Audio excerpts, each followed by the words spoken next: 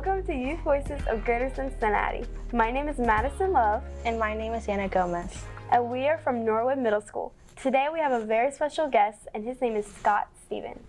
Hello there. What made you want to help with mental illness? Well, I'm a social worker by training, and when I was in high school, I went on a mission trip to South America, Peru specifically. And I spent 6 weeks working with the folks in Peru. And I decided at that point in time, I wanted to do something to help people here in the United States. I just wasn't sure what it was. Yeah. And through my education, I have both a bachelor's in social work and a master's in social work. I wanted to do something to help people. And so I've had different jobs in that area, but I've in different jobs have done different help with mental health, and I work with little kids primarily. Who influenced you to pursue this kind of career? I would have to say that my mom had an influence on me. She was a registered nurse, and although I don't remember her working as a nurse because she did it when we were younger, I know that for her, helping people was a big thing, and so she was always giving in different ways, and so I just kind of grew up with that. That it's about giving back, and then that mission trip really kind of solidified it. What's something I could do where I could give back to people. And so then I did some research and found out social worker kind of fit with my personality, what I wanted to do. So you just told us that you went to Peru. What kind of experience did you have, and what did you enjoy about Peru? It was a very interesting experience. I loved my time there. I went there after one of the El Niños, the tropical storms, flooded the area. And so I went to an area that was a desert, but it was flooded with water from all this rain.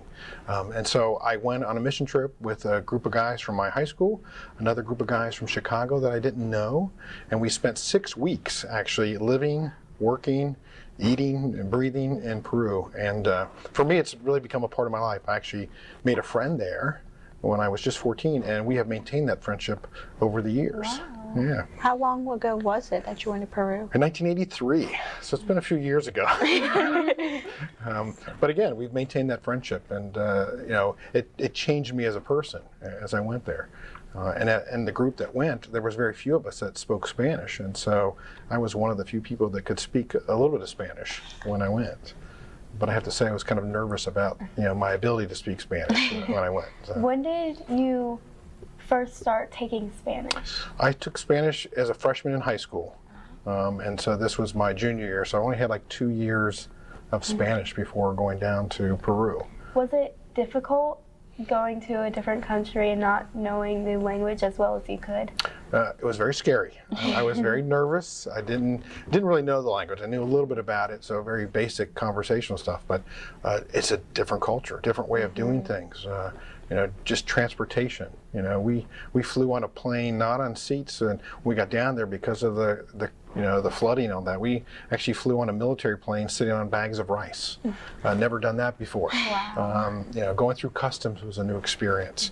And so very scared as a young kid going through a new country and new foods too. And so we had foods I never ate before, things I'm still not sure what I ate when I was there. Did you enjoy them though? I did. It was enjoyable. It was just a unique experience. But I love the food that they had, and the people that I met was probably the biggest impact on me. The generosity. These were people who had very little. They were living in shacks, literally. It was tarps, 4 tarps, a wooden floor, and a metal roof. Wow. But they were very generous. So we would go out and work, and we were digging and working in the field, and people would come out and bring us a drink. Would be the equivalent of Kool-Aid, all right? Mm-hmm. But, sugar is expensive, and these families were very poor. And yet they were very generous. And every place we went to work, somebody came out and they either gave us drinks or sometimes even gave us lunch and fed us when we were out there. So just the generosity of people who had very little, and I was moved by that. I think that's really what kind of brought me to social work. How can I help people who have been less fortunate? I felt like I had a lot in my life, and this was an opportunity for me to give back, and that's kind of how I chose social work. Wow. Was this the job you were planning to do from the start? I don't think I really had an idea what job I wanted to do. I'm still trying to figure out what I want to be when I grow up. Mm-hmm. I've had different jobs over my career. So I have worked in foster care. I've worked in adoptions. I've worked doing play therapy. I have worked in a crisis pregnancy center. And so I've had lots of different jobs.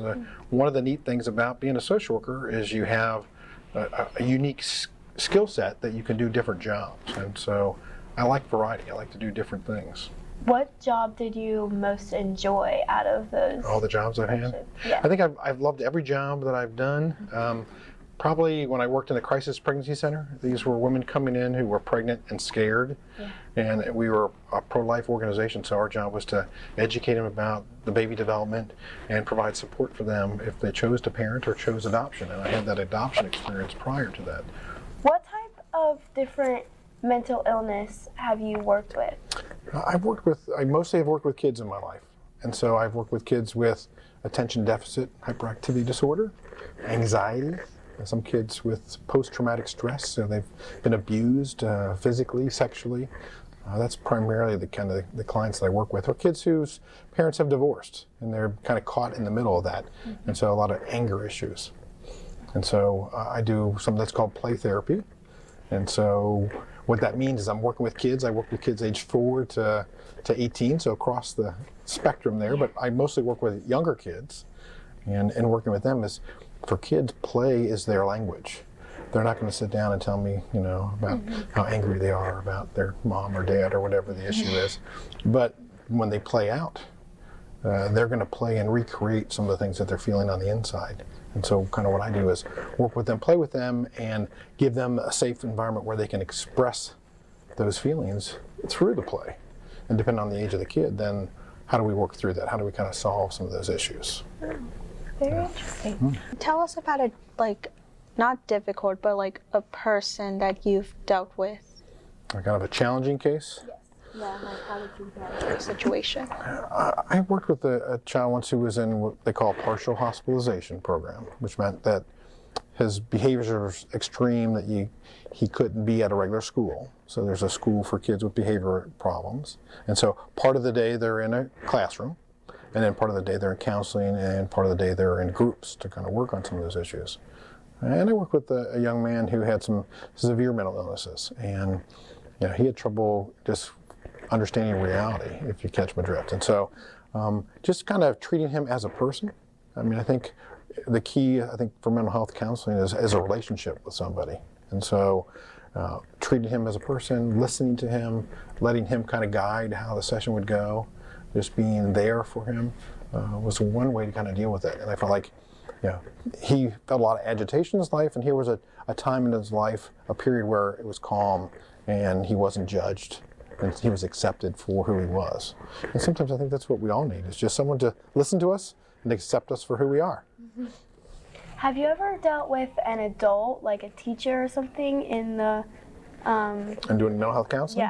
Yeah. I have mostly worked with kids, but in a lot of the work that I've done to different jobs, I also work with adults. And so think of it this way: when I'm working with kids, they're not coming in by themselves.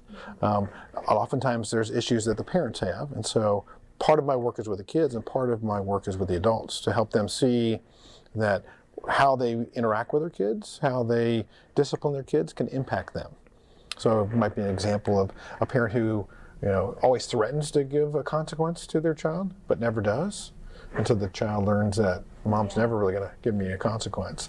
And so part of my job is to say to the parents, you need to set a standard, set the expectation, and then follow through on it. Yeah. And sometimes that's very hard. But I've had kids say, oh yeah, mom was threatened to punish me, but she never does. And they know that.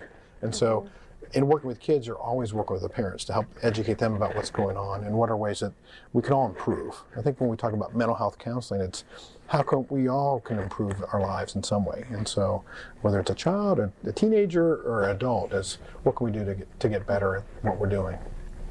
Have you ever dealt with a child or teenager that has wanted to harm themselves in some way? Mm-hmm. Unfortunately, yes. And unfortunately, there's a lot of kids who attempt suicide or think about suicide and commit suicide. And to me, it seems like it's gotten worse over the years. Mm-hmm. I think there's a lot of kids who feel hopeless. They feel disconnected from the world. They feel disconnected from their peer groups.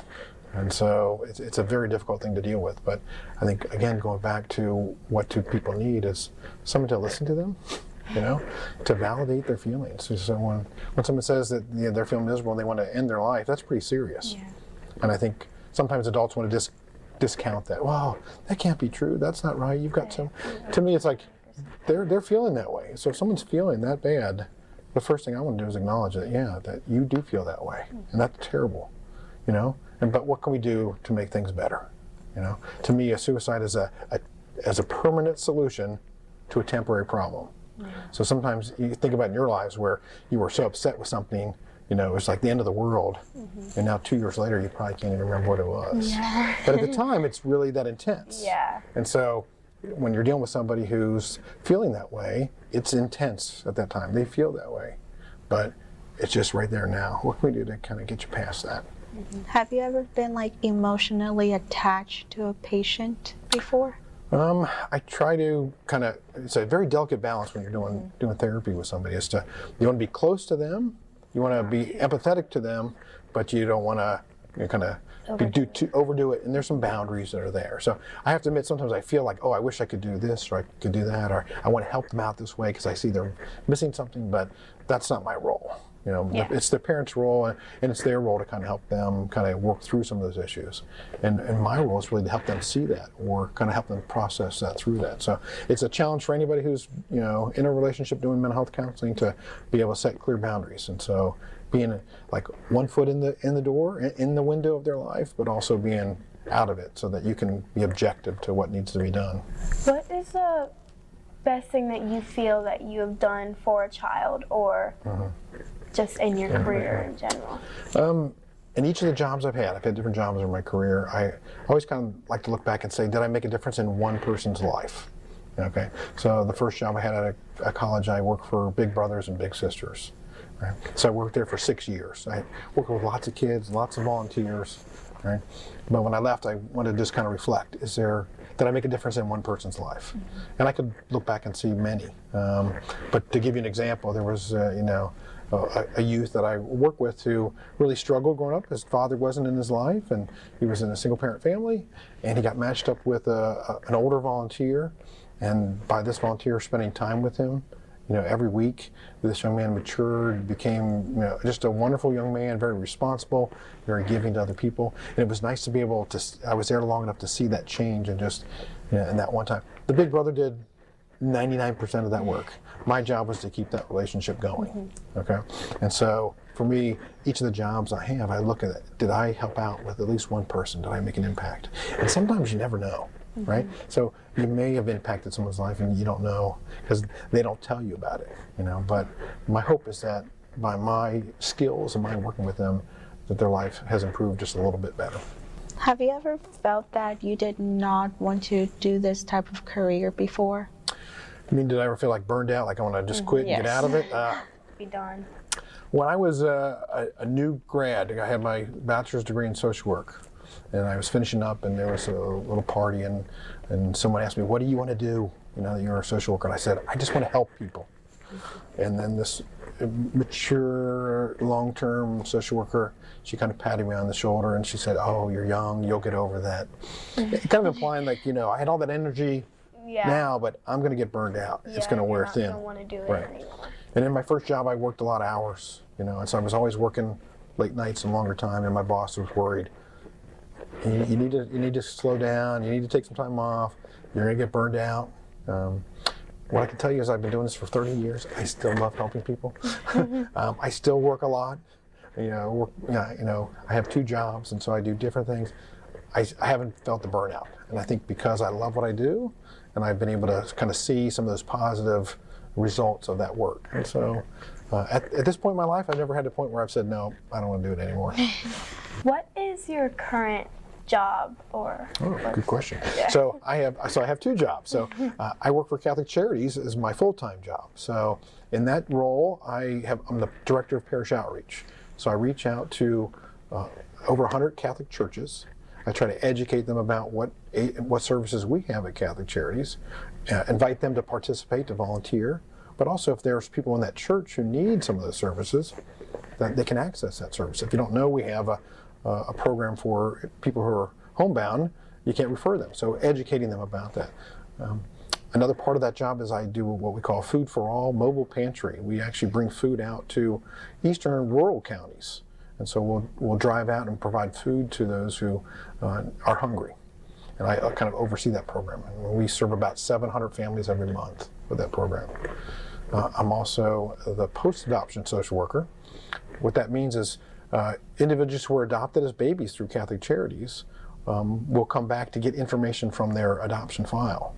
And my role is to kind of read through the file, and I put together a report of their situation, of why their birth mother chose adoption for them and what she looked like. So she was 18 and brown hair and blue eyes, and she liked music. And so to help them understand a little bit about their birth family. So I kind of put that together and help them kind of process that. So I'm working with those adults to understand, why their birth mother made that adoption plan. So that's my full-time job. And then a part-time job, one night a week and on Saturdays, I do counseling with youth. And so I work with kids, like I said, right now 4 to 12 is kind of the range of kids that I'm working with, and providing therapy, helping them through those anxieties, that anger, issues with parents, issues with school. So I keep busy. Wow. So what is the best thing you have done, like, for Catholic Charities? What's the best thing? I'm really excited about the food pantries that we do. It was something new that we came up with, and it was kind of reaching out to those communities who were far out. I mean, so one of the counties, it's almost a 2-hour drive to reach the people who are in that county. And so we will get up in the morning and drive out there, and the free store provides food for us that we buy from them, and we set it up, and we'll serve over 200 families in that one particular location. So there's people who are hungry, and there are food pantries in the counties, but oftentimes they don't get a lot of food. And believe it or not, people who even have food and have public assistance oftentimes don't have enough food to make it through the whole month. And so we go in to kind of supplement them. And so they go in and they'll get 30 different food items. It includes meat and fresh produce and canned goods. And just hearing from the people who go through that, they appreciate it. It is life-saving for them to be able to have that food. And we make it a fun event. And so we treat everybody with respect and dignity when they come through that line. We have a fun time with them. When I'm helping out, I'm joking with the customers as they come in. If I have peanut butter, I tell them, you know what this is really good on? You put on some bread and some jelly. And if we got spaghetti, I said, don't eat the spaghetti noodles like that hard. You got to cook them. So just having fun with the people. It's more than just giving them food, but find out what's going on in their life, and so they'll tell you what their struggles are. And so we're giving food, but we're trying to make it an enjoyable day when we're out there as well. And so that's one of my proudest things for Catholic Charities, just because it was something that we came up with as we explored the needs. And so we went out there and asked the community, what do you need? And this came from it. And this was a unique way of kind of meeting that need without having a building and putting a pantry that's there with bricks and mortars, and you're paying for heat and paying for air conditioning. We go out there and we set up in a pantry and we distribute the food, and then whatever's left over, we donate that to the local pantry, so it still stays in the community, and then we're gone. So it's a very effective program. Do you have any regrets throughout your career that you or mistakes or decisions that you think weren't the right choice? That's a great question. I think we've all made mistakes. Yeah. And I'm sure I've made my share of mistakes. When I train students who are going through to be a social worker, I said, you can always fix your mistakes. And so we're going to say things that we shouldn't say. We're going to do things we shouldn't have done. But usually none of them are life-threatening. It's we made a mistake, and it's very humble to go back to somebody and say, hey, I told you this, or I said that, or I didn't do this, and I apologize. I'm human. And how can we fix it? And so, to me, that's my goal, is I want to learn from my mistakes, and don't be afraid to go to somebody and say, hey, I made a mistake, and what can we do to fix it? And I think people appreciate that. They don't expect you to be perfect, but they want you to be genuine with them. What is the best thing that you have done, by yourself, or that you felt you've done? I think I have a great marriage, and I have 3 lovely boys, and so it has nothing to do with social work, but that would be my best accomplishment right there. How long have you and your wife been married? I've been married for 25 wonderful years. Wow. So to me, that's an accomplishment. Yeah. Marriages work too. So. What is your favorite part about your job specifically? I like the flexibility. I can come to high school and give a TV interview. I can be out in the rural counties, giving out food in a pantry. This past Friday, I was at a new location where we were giving out produce outside in the cold to people who needed it. And so I could be in the office, I could be out in the field, I could be doing different things. I could be in a parish giving a presentation. So that's one thing I like. I like variety. I don't want to do the same thing over and over again. Other than Peru, have you been outside of the country doing what you do? I never have. And actually, Peru, I take that back. No, I went to Mexico. When one of my sons was in high school and he went on a mission trip. And so we went to Mexico. We spent a week and we worked in like 3 different areas. We worked in a home for children. We went to a home for kids with disabilities. And then we went to, it was a girls' home. Girls who'd been rescued from kind of slavery and the sex trade, and so they were in a safe place, and then we were doing some work on the building. So we actually were painting the place and putting up barbed wire and stuff like that. So so I have an experience outside of the United States. Did you learn more about like the Spanish language? Again, there I had a chance to actually use, I felt a little bit more comfortable, but there had been some years since I'd used it, and so, but it was nice. And again, each country, different words. There's some idiosyncrasies, different things, but again, I think what I reflect on that is the people in Mexico that we worked with were wonderful too, and so very generous. So the few experiences I have outside the country, I had people who've been wonderful and treat you well. Have you experienced any obstacles or people that have like told you that you can't do what you do or you can't help people like you want to? You run into that too as well. So sometimes you want to do a certain program or reach out to a different community, and so sometimes people are afraid to try new things. And so again, it depends on who you're working with, but that ability to say, well, maybe we haven't done this before, but let's try it. And sometimes we got to try something and fail, and that's still, you're learning something from that. But sometimes you run into obstacles, people who don't want to try something new. They like to stick with what they know works and is going well. But I'm one who likes to try new things, and I'm not afraid to kind of get outside the comfort zone and try something different. Do you have ways that children and or adults should prepare in advance to be better handling their difficult situations or difficulties with their mind or anything So like kind that? of what can kids do and adolescents do to kind of help themselves? Well, I think one is always having someone you can go to. And for kids, you usually go to your peers, right? When you're struggling with something. But I think not being afraid to reach out to the school counselor, school social worker, and not being afraid to reach out to parents or a trusted adult when you're struggling with something. I think there's a tendency to think that you're the only one going through that particular situation, that particular pain, and that no one's going to understand what you're going through. And so my advice is tell people besides just your friends, because they can be great, but they might not have the best advice to give you, but go to a trusted adult. And I think, knowing that we do have the strengths inside of ourselves to accomplish so much. So even when things seem dark, things can get better. I mean, we have that ability, and sometimes we may need help from somebody else to make that work, but got to reach out and ask for help, and people like to help out, so why not ask? I think that is a very good lesson to learn. Very good thing to do. Well, thank you. Thank you for watching the Youth Voices of Greater Cincinnati, and thank you, Scott Stevens, for coming here today and letting us talk to you and interview you. And Thank you for having me. Appreciate it. okay, thank you. Bye.